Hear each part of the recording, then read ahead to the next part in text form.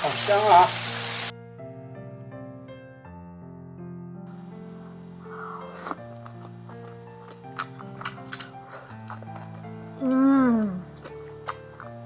这肉好嫩啊！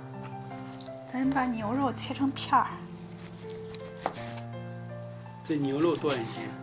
牛肉这是牛里脊，55一斤。哇，贵啊！又是你儿子想吃呗哈？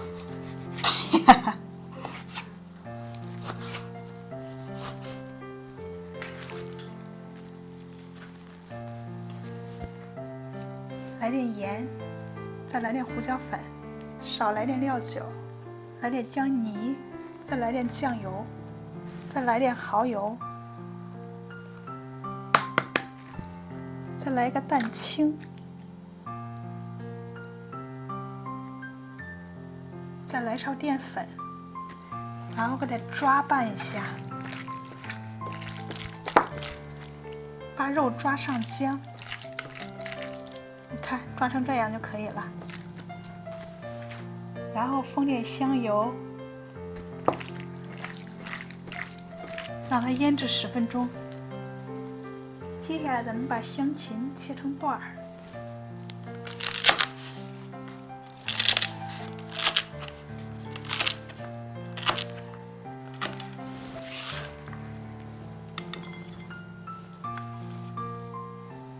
锅热来适量的食用油，油热咱们把牛肉放进来，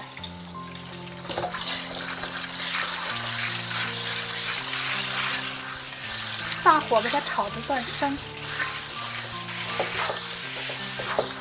炒至断生先盛出来，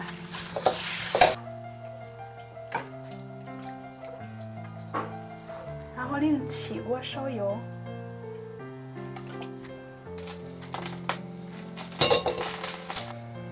油热，放入生姜、大蒜、小米辣，然后给它爆香，然后放入咱们的香芹，继续翻炒一下，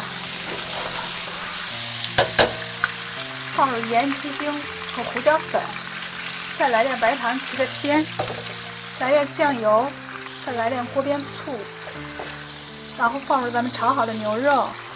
来一点点老抽，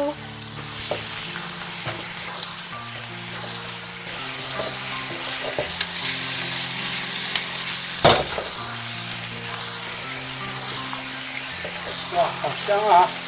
香椿炒牛肉，这样炒出来牛肉特别的嫩。好嘞，装盘。